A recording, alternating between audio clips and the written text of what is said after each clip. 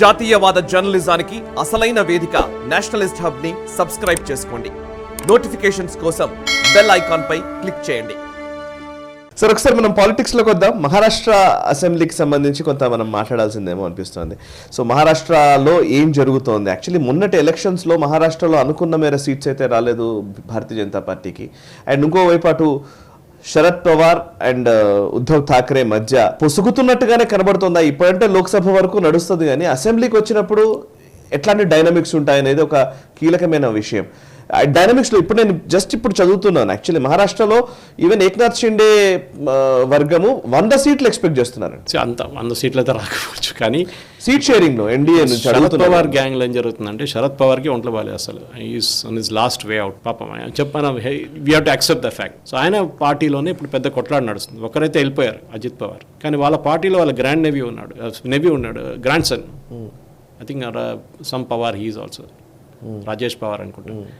ఆయన దావా పెట్టిండు, ఇప్పుడు నేనే సక్సెషన్ ప్లాన్లో నేను కూడా ఉన్నాను ముందుకు, మిగతా వాళ్ళు మా పార్టీలో ఏం పనికిరారు, శరద్ పవార్ గారు ఉన్నారు, దానికోసం ఎలక్షన్ కలుస్తున్నాం, మిగతా ఎన్సీపీలో అంతా యూజ్లెస్ ఫెలోస్ అని చెప్పారు నాకు స్టేట్మెంట్. దాంతో అక్కడ ఒక పెద్ద గొడవ మొదలైంది. ఎందుకంటే అక్కడ ఎవ్రీబడి నోస్ శరద్ పవార్ పేరు మీద ఎలక్షన్ కలుస్తున్నారు అని, చాలా క్లియర్ అది. ఇప్పుడు ఒక టైంలో ఇప్పుడు ఉద్ధవ్ ఠాక్రే ఈసారి ఎలక్షన్ కలిసాడు, ఉద్ధవ్ ఠాక్రే పేరు మీద కాదు, it is his father's name, Balasaheb Thackeray పేరు మీద ఇప్పుడు కూడా వాళ్ళ కొడుకుని చూసుకుంటున్నాడు వాళ్ళు.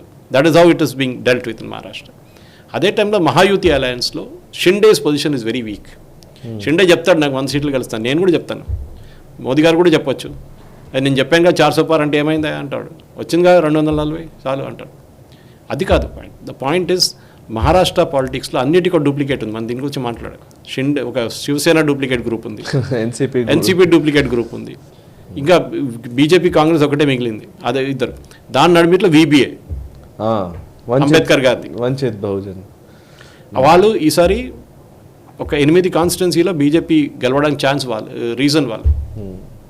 So they did that. So Maharashtra election biggest, ఎందుకంటే హర్యానా అంతా చిన్న స్టేట్, అంత పెద్ద ప్రాబ్లం లేదు డీల్ చేయడానికి, కానీ Maharashtra will be big state. BJP ఏ స్ట్రాటజీ అడాప్ట్ చేయబోతున్నారు? ఎందుకంటే ఆల్రెడీ శరద్ పవార్ గారు ఏం స్టేట్మెంట్ ఇచ్చారంటే, నేను ఎవరిని తీసుకోను, అసలు ఎవడు మా రిటర్న్ వచ్చి తీసుకోను, సవాల్ లేదు. ఈవెన్ ఈయన కూడా పక్కన కూర్చున్న ఉద్ధవ్ ఠాక్రే కూడా అదే అన్నారు, ఎవడు రాని నేను తీసుకోను, మేము తీసుకోము అసలు అని చెప్పేసి. సో ఈ తీసుకోకపోతే where will you end up? That's a question. మీరు ఎక్కడ ఎవరిని తీసుకోకపోతే ఏ పార్టీకి ఎన్ని ఓట్లు వస్తుందని మహారాష్ట్రలో it is going to be very very interesting game. ఎందుకంటే నిన్న ఒక ఓబీసీ లీడర్ అక్కడున్న మరాఠా రిజర్వేషన్ లీడర్ని తిట్టిండు, నువ్వు ఓబీసీలని సీట్లన్నీ మా రిజర్వేషన్ గుంజుకొని మీ మరాఠాలకు రిజర్వేషన్ ఇస్తారా, మేము మిమ్మల్ని చూసుకుంటామని చెప్పి. చూడు, the dynamics is changing now. ఈ ఎలక్షన్లో ఈ ఓబీసీస్ ఓట్ చేయలేదు బీజేపీకి, మరాఠాలు కూడా ఓట్ చేయలేదు బీజేపీకి. అంటే ఆ కాంబినేషన్కి Shinde combination and BJP Mahayuti alliance అని చెప్పాను.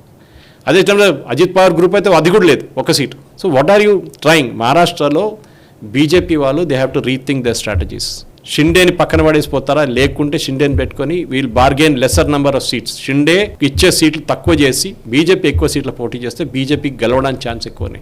ఇది లాస్ట్ టైం ఎలక్షన్లో కూడా జరిగింది అసెంబ్లీలో. దానికోసం మీరు ఆలోచించండి, తక్కువ సీట్లున్న శివసేన ఉద్ధవ్ ఠాక్రే ముఖ్యమంత్రి అయ్యాడు కావాలని, అది కదా ఆయనకి అదే కావాలండి, నేను ముఖ్యమంత్రి కావాలని చెప్పేసి. బీజేపీ ఇవ్వరన్నారు, అక్కడ గొడవ మొదలైంది. సో మహారాష్ట్ర, ఎందుకంటే అక్కడ ఉన్న ఫ్యామిలీ పాలిటిక్స్ చాలా important. The only party without family is BJP. అక్కడ కూడా ఉండే బీజేపీకి గోపీనాథ్ ముండే ఫ్యామిలీ, అట్లా కొన్ని చిన్న ఛగన్ భుజ్బల్ ఒకటి, వీళ్ళందరూ అక్కడి నుంచి వచ్చారు, కానీ Gopinath Munde was with BJP. కానీ ఇప్పుడు జరిగే ఎలక్షన్లో డెఫినెట్గా it is very very interesting. ఇక్కడి ముందుకు కదలాలంటే they have to take some major decisions. Next Modi government settle అయినాక మహారాష్ట్ర గురించి they have to take a very very serious look at it. ఎవరు బీజేపీ లీడర్ ఉండబోతున్నారు? దట్ డెఫినెట్లీ ఫడ్నవీస్ గారే ఉండబోతుంది. Will he be the face of the campaign? అది చూడాల్సింది. Maratha reservation ఎట్లా handle చేస్తారు? అది కూడా చూడాల్సింది.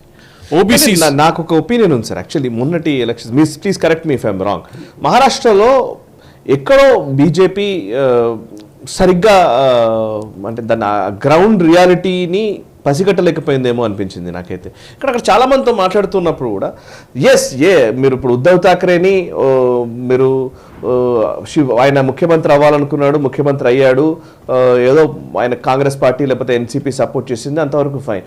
కామ్గా ఉన్నా కూడా బీజేపీ అలోన్గా నిజానికి అక్కడ ప్రభుత్వం ఫామ్ చేయకుండా అలోన్గా పోయినా కూడా BJP would have got more seats అని అనిపిస్తుంది. అక్కడ మాట్లాడుతున్న వాళ్ళు చెప్తున్నది అదే. మరి కరెక్టేనా? కరెక్ట్. ఎందుకంటే మీరు ఈ ఆపరేషన్ చేయడం వల్ల బీజేపీ నష్టపోయిందనే భావన కరెక్టే అనుకోవాలా? అంటే నాకు వేరే ఇంట్రెస్ట్లు ఉంటే పర్వాలేదు, ఇప్పుడు అక్కడ స్టేట్ గవర్నమెంట్ ఉండాలి, ఎందుకంటే ఆ పక్కన ముంద్రా పోర్టు అక్కడ ఉన్న ఇష్యూస్ మనం హ్యాండిల్ చేయాలి అని అంటే స్టేట్ గవర్నమెంట్ ఖచ్చితంగా మనది ఉండాలని బీజేపీ అనుకుంటే అది వేరే.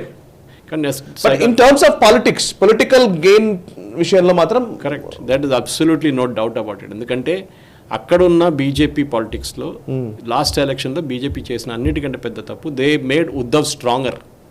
ఎస్, తక్కువ సీట్ ఇచ్చి తక్కువ సీటు గెలిచిన పార్టీ శివసేన, ఒరిజినల్ శివసేన. ఎక్కువ పార్టీ వచ్చి స్ట్రైక్ రేట్, మనం ఆంధ్ర గురించి మాట్లాడుతున్నాం, Pawan Kalyan strike rate is better than TDP. Correct. 100% strike rate ఉంది. 100% స్ట్రైక్ రేట్. ఎందుకంటే ఆయన లో వాల్యూమ్లో కాంటెస్ట్ చేశారు. Correct. Chandrababu Naidu is contested higher volume TDP. So naturally వాళ్ళ probability of winning is less. స్టాటిస్టిక్స్లో అది వస్తుంది ఎప్పుడు.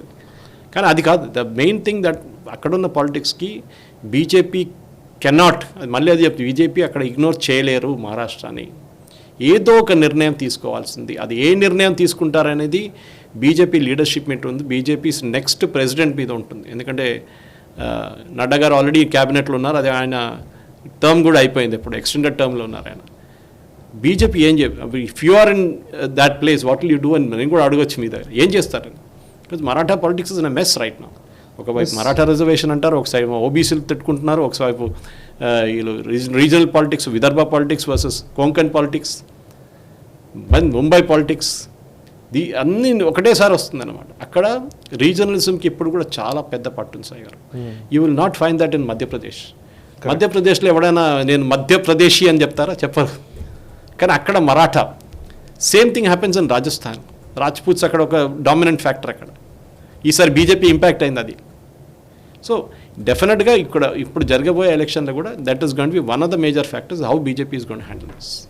ఓకే, నిజంగానే సార్. ఇప్పుడు పొలిటికల్గా ఇప్పుడు వాళ్ళకి ఇచ్చే సీట్లు ఎన్ని వస్తాయో ఆ సీట్లలో ఎంత గెలుస్తారు అనే దాన్ని బట్టి కూడా గవర్నమెంట్ ఫామ్ చేయడం అనేది ఆధారపడి ఉంటుంది, అంతే కదా? కరెక్ట్. డెఫినెట్లీ కాంగ్రెస్ గెయిన్ అయింది, ఇంకా మహారాష్ట్రలో గెయిన్ అయింది. Because Congress was good. Sharad Pawar మీద గెయిన్ అయ్యారు వాళ్ళు. ఓకే, శరద్ పవార్ పోస్టర్ పెట్టి కలిసి. ఇందాక చెప్తున్నా విబిఏ ఫ్యాక్టర్ ఏంటి? VBA will be big factor. VBA ఈసారి వాళ్ళ ఈగో పక్కన పెట్టి ఇఫ్ దే గో విత్ వాళ్ళు బీజేపీతో రారు ఎప్పుడు. సో ఎంఐఎంతో వెళ్తారు, ఎంఐఎంతో వచ్చి గెలిచారు కూడా ఔరంగాబాద్ సీట్. కానీ వాళ్ళు ఇఫ్ దే గో విత్ వీళ్ళతోనే వెళ్తే డెఫినెట్గా then BJP is in deep trouble. అది కానీ జరగదు, ఎందుకంటే వీళ్ళు అన్ని సీట్లు ఇయ్యరు, ఆయన అన్ని సీట్లకు ఒప్పుకోడు. ఇదే జరిగింది ఈసారి కూడా. ఆయన సపరేట్గా పోతాడు. నేను మునిగితే ఏంటి, నిన్ను కూడా తీసుకుని మునుగుతాను చెప్తాడు. అది if I will drown I will take you with me.